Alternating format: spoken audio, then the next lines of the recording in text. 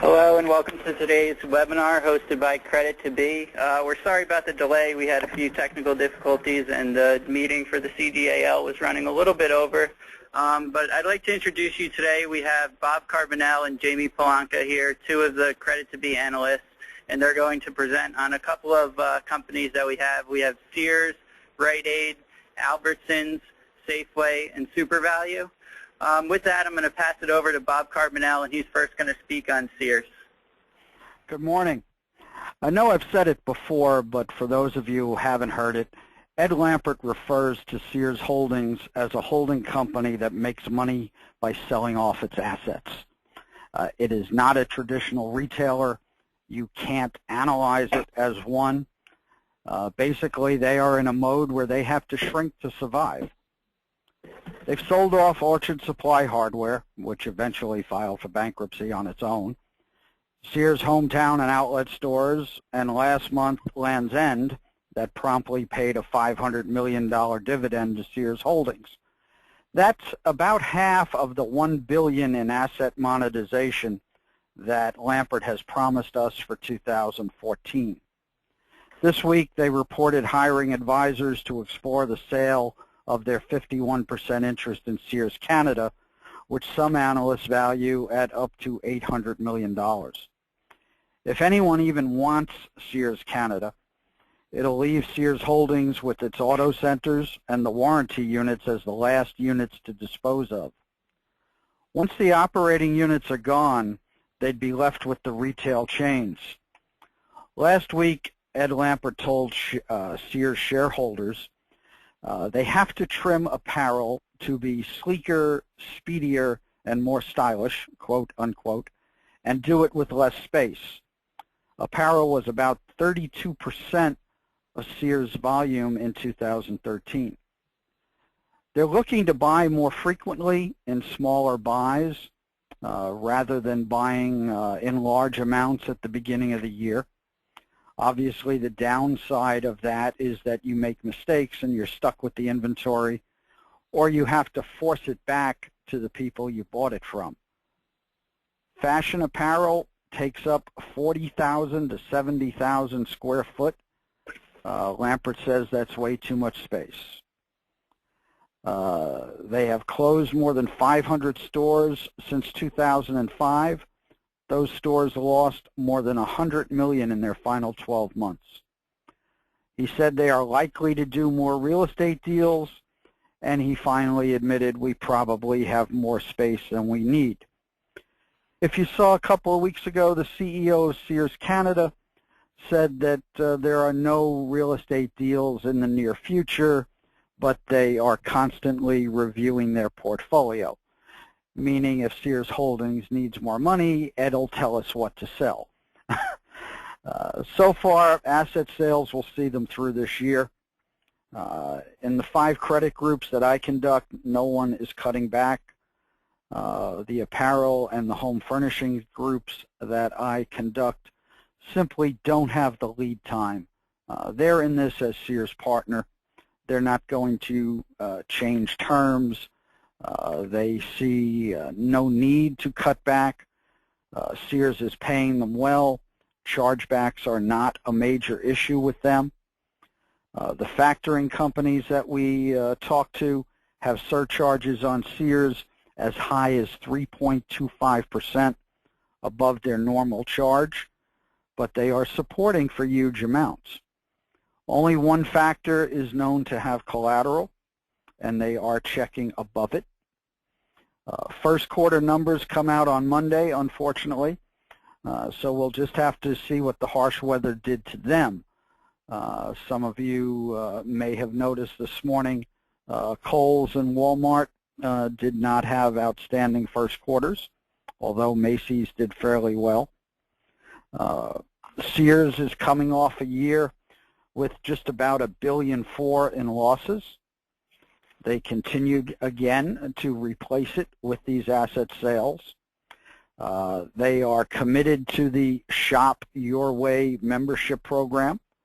The last information that Lampert came out with, 65% of sales are from Shop Your Way members. while that may be going well for them and bringing people back into the stores, the rewards eventually hurt the bottom line. They've got to do something to show that Sears and Kmart can make money as retailers. Again, in the credit groups that we conduct, we're seeing high credits from hard goods vendors to $150 million, apparel people $28 million, factors 130, 60, 20, 15, 17, and on and on. Payments prompt to maybe 10 days slow. The manufacturers tell us that WePro in India does a good job with them on chargebacks. We are supporting Sears and Kmart in the short term, but for 2015, I don't have a crystal ball that big. I'm not even sure how bad first quarter is going to turn out to be. We're going to see that on Monday. We will send the first quarter earnings to all of you in the CDAL as well as on the webinar on the phone, and we will get that to you on Monday. If there are any questions about Sears, please email them to Justin, and we will get back to you today or tomorrow at the latest. Jamie, you have any good news for us on Rite Aid? Well, for once, it looks like Rite Aid does have some good news. Anyway, I'd like to start with a brief background. For the better part of the decade, Rite Aid has been a staple of any credit risk watch list or high-risk portfolio. During this period, Rite Aid was significantly challenged by two main issues. Number one is its inability to grow its top-line revenue base, as well as its, number two, its heavy $6 billion plus debt load.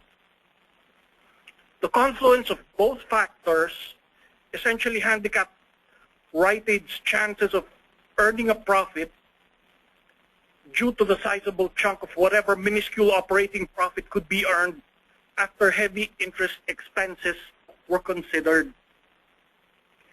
Now, let's consider for a minute that roughly 2/3 of the company's revenue base is derived from pharmaceutical sales. Additionally, north of about 95% of this revenue stream consists of third-party prescriptions. Now, the dynamics of Rite Aid's business model have been challenged significantly by certain external factors. Among them is reimbursement pressures from prescription benefit managers and government agencies. Another challenge is the Medicare Part D impact, as well as the recent rash of generic pharmaceutical introductions, as well as fierce competition from better capitalized and more profitable players such as Walgreens and CVS. Now, throughout most of Rite Aid's history, going back to at least 1965, Rite Aid's growth has been basically punctuated and sustained by acquisitions. However, the pressure to grow its top line has significantly mounted, within the last 10 years, to the point that Rite Aid acquired Brooks Eckerd's 1,850-plus store operation in August of 2007 for about $3.4 billion. At the time, the acquisition essentially increased the company's debt burden by north of $6 billion. However, while the acquisition had the mathematical impact of increasing the top line, other objectives behind the acquisition did not materialize. As a matter of fact, the opposite occurred. Integration issues essentially deprived the company of their desired operational leverage from the expansion. In other words, these integration issues, while adding to revenue, added more to costs, as well as basically adversely impacting Rite Aid's gross margins. Needless to say, the move further exacerbated the earnings spiral of the company as the interest burden accelerated the accumulation of sustained losses over the years, up to a point where Rite Aid was running a $2.3 billion deficit net worth position. They have this saying that adversity tends to be a good teacher when it comes to growing up, whether as people or even as companies. And over the years, Rite Aid has basically made or developed a core competency in terms of managing its debt structure.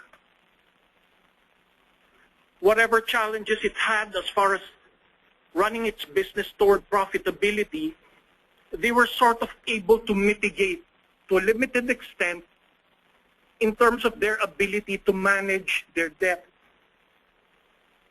Now, this core competency enabled them to achieve two key benefits of corporate finance. The first one is it has been successful at pushing back its debt maturities. The second is the rescheduling efforts were basically effected at reduced interest rates. It is important to note, though, that during this time frame, the interest rate environment was soft, and in some cases, interest rates continued to drop. Additionally, the company continued to benefit from strong, sustained bank and trade support. Now, starting the middle of last year, benefits of certain factors such as previous operating initiatives that Rite Aid put in place began to positively impact the company's earnings results. Depending on how you look at it, it's still too early to call it a turnaround, but it looks like there is material improvement. And these started from certain catalysts. One catalyst is that the Walgreens Express Script dispute resulted in what we know as a zero-sum game. In other words, whatever Walgreens lost because of its standoff with Express Scripts, both Rite Aid and to an extent CVS benefited from. Aside from that, the company's Wellness Plus customer loyalty program proved to be a success in terms of increasing store traffic. And lastly, among other things, was the introduction of generic equivalents impacting such brand namestays as Lipitor, Plavix, Seroquel, and Singulair. The extent of this improvement is most apparent in their latest fiscal year-end results, ending March the 1st, 2014. Their bottom line essentially increased by 111% from last year's $118 million profit to the current period's $249 million bottom line. This was basically the combined impact of an 11.1%, of an 11.5% operating profit gain from $646 million to about $722 million. Aside from this, to a larger extent, the bottom line benefited from the effect of the refinancing initiatives that the company has been pursuing as it relates to the company's interest expenses and its losses on debt retirement. Note that over the last 24 years, Rite Aid was successful in cutting about $600 million of its debt load. The operational gains basically resulted mainly from a 30 basis point reduction in operating expense margins from 26% to 25.7%, as well as modest top-line improvement of about 0.5%. Reduced operating expenses basically resulted from lower expense levels to the extent of about $39.6 million. Now, this reduction was driven by a reversal in the tax treatment of certain assets, reduced litigation costs, lower legal and professional fees, as well as lower advertising, depreciation, and amortization expenses, and reduced lease termination and impairment charges. The modest top-line improvement was driven by a 1.2% increase in pharmacy sales, which was basically the result of inflation in branded pharmaceutical drugs, which offset the negative impact of soft front-end stores, front-end sales, as well as store closings, which amounted to about 36 stores closed for the year. Gross margins declined 13 basis points from 28.8% to 28.69%. Basically, this was because of product cost increases on certain generics, lower front-end margins due to higher tiered discounts from their Wellness Plus customer loyalty program, and other markdowns. As far as recent developments are concerned, back in April the 17th, Fitch upgraded its rating on Rite, including its issuer debt default rating from a B minus to a B. The upgrades reflected a material improvement in the company's operating performance, as we've seen, their credit metrics, and their liquidity profile over the last 24 months. Rite-Aid's EBITDA increased to $1.3 billion after surpassing the $1 billion level from last year. This improvement was supported by strong generic wave that boosted gross margins, as well as management's concerted efforts to stabilize its top line through its loyalty card program and remodeling activity. Rite-Aid was also successful in rescheduling and refinancing its debt. Now, on May 1 of this year, Rite-Aid reported strong sales for the month of April. Same-store sales increased 5% over the prior year period. April front-end same-store sales increased 4.7%, with 4.6% of the increase driven by the shift in the timing of Easter, as well as pharmacy store sales, which increased 5.2% due to a 2.3% increase in prescription count on a comparable store basis. News of strong sales results for April was enough to cause the company's stock to spike by as much as 8.2% from $7.30 a price to a high of 7.90 cents per share for the day. By May 5, it even enabled the company to reach a 52-week high of $7.95 per share.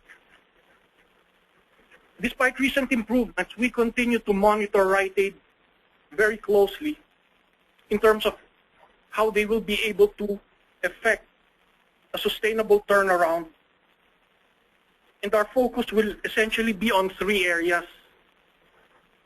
First is the sustainability of its turnaround momentum. Second, how effectively the company continues to manage its $6 billion debt load. And third, how it performs relative to its stronger competitors. That wraps up the Rite-Aid presentation. The next three accounts we're going to discuss are basically Albertson's, LLC, Supervalu, as well as Safeway.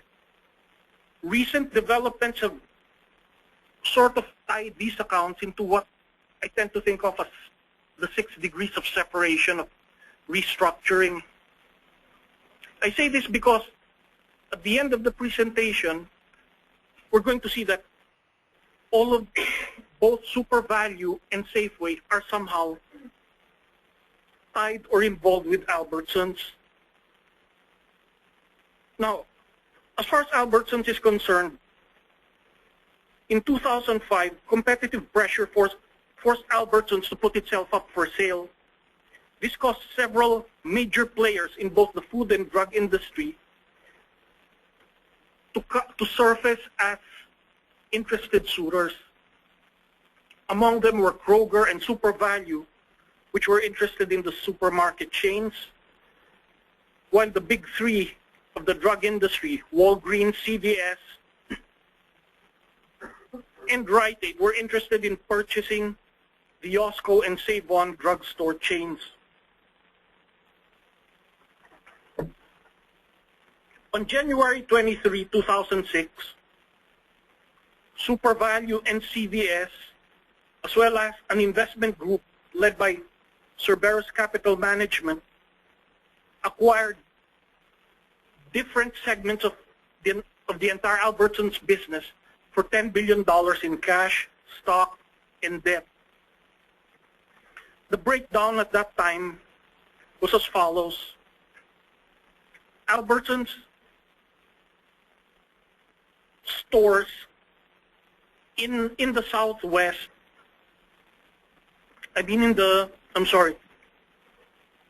most of which were in the Northwest, were basically taken by Supervalu. We're looking at about 564 locations. And they also bought from Albertsons certain store banners such as Acme, as well as fuel centers for Acme Express, Jewel Express, and Albertsons Express. They were also able to get the Bristol Farms banner, Jewel and Jewel Costco locations, Max Foods, Costco Pharmacy, Save-On Pharmacy, Save-A-Lot, Shaw's, Star Market, and 11 distribution centers. CVS basically acquired all 702 of the standalone Costco drug and Save-On drug banners and rebranded them as CVS Pharmacy stores. This was after they closed 100 stores. The Cerberus-led group, as we know, obtained the remaining Albertsons stores, mostly in Arizona, Northern California, Colorado, Florida, Louisiana, New Mexico, Oklahoma, Texas, and Wyoming areas. All 655 locations. Aside from that, they also acquired County Line Liquors, Grocery Warehouse, Jewel Costco, Max Foods, and Super Saver Foods. Now, since acquiring a major portion of the Albertsons retail operation, Supervalu has struggled in managing its new business model that basically skewed toward food retailing to the extent of 75% of its total operations. Other challenges befell Supervalu. Among them was the inability to grow the top line, as well as margin pressures from more established competitors, which has led to mounting losses over the past several years. Consequently, this forced Supervalu to put its retail operations and other assets up for sale. On January 10, 2013, it was announced that Supervalu was selling new Albertsons, which included its Albertson stores and the ASC purchase stores, to Cerberus Capital Management, which, as we know, owns the rest of the Albertson stores. The transaction essentially involved Supervalu's sale of 5 of its store banners, namely Albertsons, Acme, Jewel Osco, Shaw's, and Star Market, as well as related Osco and Save-On in-store pharmacies. These were sold to AB Acquisition for $3.3 billion. This transaction was effected by AB Acquisition purchasing the stock of New Albertsons, then a wholly owned subsidiary of Supervalu, for about $3.3 billion. The acquired store banners, as well as the related Costco and Save-On in-store pharmacies, basically translated into a retail business with about $17.6 billion in sales and about $800 million in operating cash flow. The transaction resulted in Supervalu shedding roughly 75% of its food retail operations.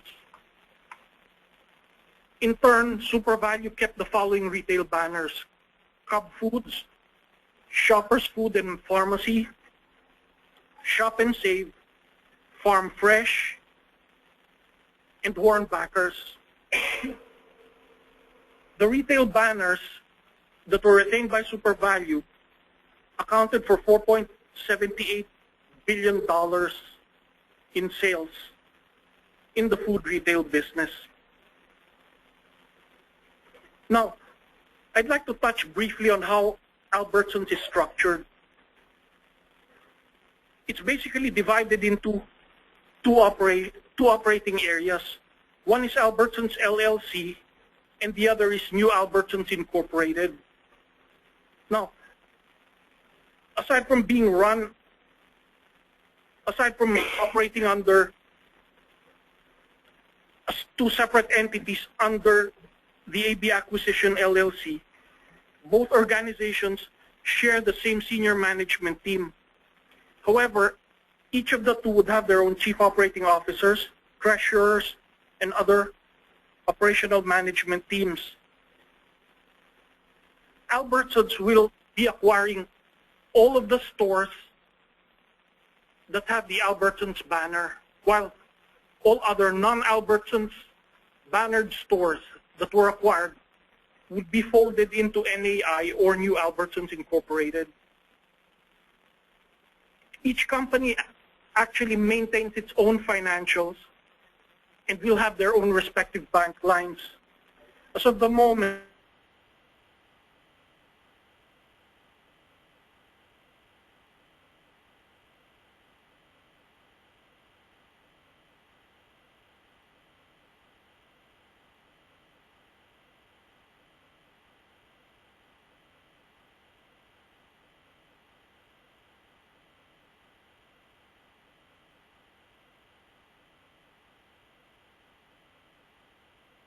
$52.50 per share, plus a pro rata distribution of the net proceeds from the expected sale of property development centers and the monetization of Safeway's 49% equity interest in Casa Ley.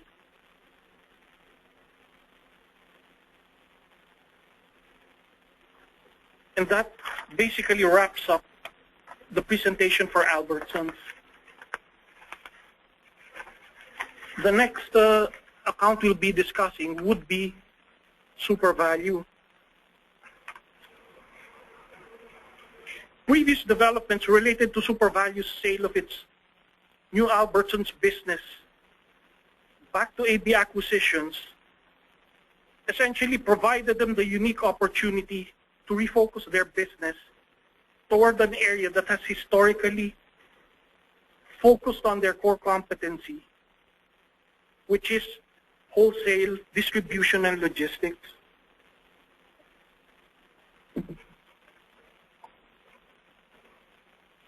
It essentially provided them the chance to undo their foray into the food retailing business back in 2006, when Supervalu acquired a chunk of Albertsons retail operations. In 2006, if you recall, Supervalu's business model shifted to that of an organization whose business was predominantly 65% in food retail and basically no more than 25% in its wholesale/distribution business, with the balance of that mix going to its Save-A-Lot operation. In the process, Supervalu experienced the worst of a savage retail environment from better entrenched competition, as well as the challenge of having to operate a multi-bannered, multi-regional patchwork of retail operations within an area that was hardly what we knew to be Supervalu's core competency. In the process, it isolated some of its major distribution customers because of consolidations and the maintenance of a significant retail presence, and other misadventures that basically clocked Supervalu. After this, on March the 21st of 2013, because of the sale of its retail operations back to Albertsons, Supervalu emerged at half its $34.8 billion size in 2006 to what is now a company with a consolidated revenue base of $17.2 billion. Its retail presence now is essentially 20% of its former $22.4 billion retail footprint. Supervalu does have its work cut out for itself, and an argument could be made that it has perhaps overcome one of its toughest hurdles as of now. Now, I'd like to briefly review the latest fiscal year-end results of Supervalu. Year-end results for the period ending February the 22nd, 2014, reflected a solid 112% bottom line improvement from last year's $1.47 billion loss to the current period's $182 million profit. It's important to note that the strength in their bottom line was actually driven by a 360% spike in operating results from a $157 million operating loss to the current period's $418 million operating profit. So it practically seems like a bottom line turnaround in a big way here. Operational strength reflected the combined impact of strong margins evidenced by a 120 basis point gross margin improvement from 13.6% to 14.8%, as well as a 220 basis point decline in operating expense margins from 14.5% to 12.3%, amid a modest $60 million increase in sales from $17.14 billion to $17.16 billion. The modest sales growth resulted primarily from Save-A-Lot. Save-A-Lot, as you know, accounts for about under 25% of consolidated revenue base. The growth in the Save-A-Lot segment mitigated softness in both the independent and the retail food sales segment, which would account for roughly 75% of consolidated revenue base. The independent business segment sustained a 1.6% decline from $8.17 billion to $8.04 billion due to lower sales from existing customers, including the military, and the loss of two larger accounts. The retail food segment, on the other hand, sustained a 1.8% decline from $4.74 billion to $4.65 billion, resulting from a negative identical store sales decline of 1.5%. Declining identical store sales was attributed to a 1.7 price-focused competitive environment, which partially mitigated a modest increase in average basket size. The gross margin strength was basically driven by margin gains in the independent business and the retail food segment. Now, the decline in their operating expense margins was reflective of the impact of a 15% decline in operating expenses. This was leveraged by a slight top-line increase, which was earlier driven by the Save-A-Lot segment. Reduced operating expenses were primarily driven by cost reduction initiatives in such areas as occupancy-related costs, depreciation, consultancy and professional fees, employee-related costs, and reduced property reserves. Now, as far as operating results by segments,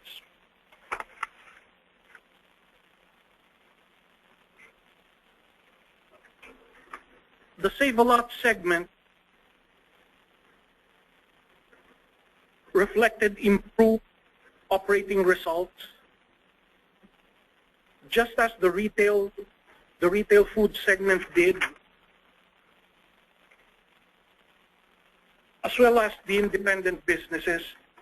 Now, this is clearly a positive development for Supervalu.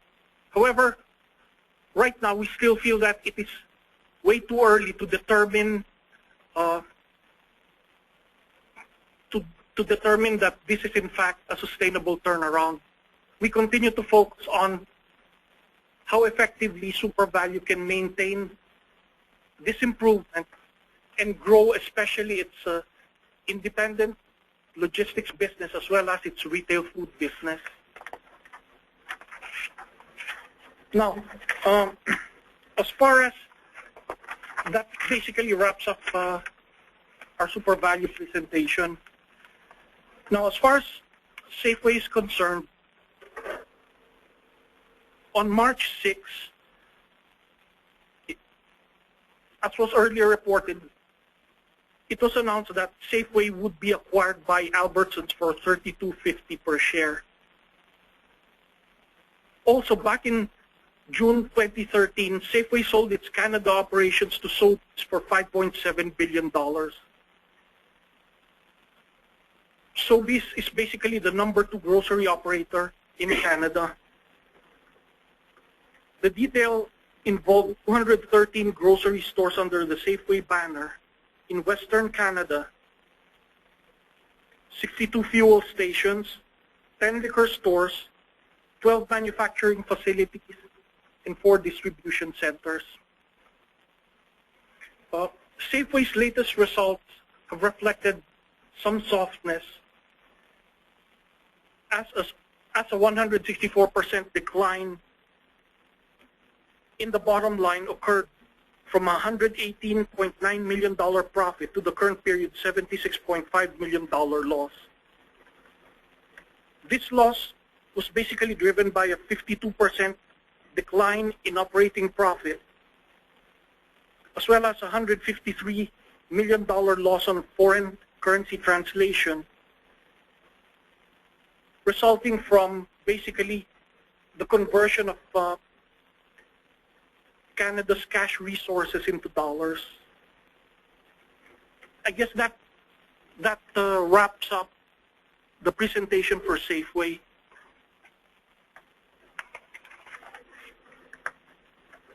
Okay. Yeah. Okay. All right, so that's the presentation for us. If anyone has any questions right now, you can either put them into the chat function, or as Bob said, you can feel free to email them to me directly, and I will pass them on to Bob or Jamie. Does anyone in the room have any questions?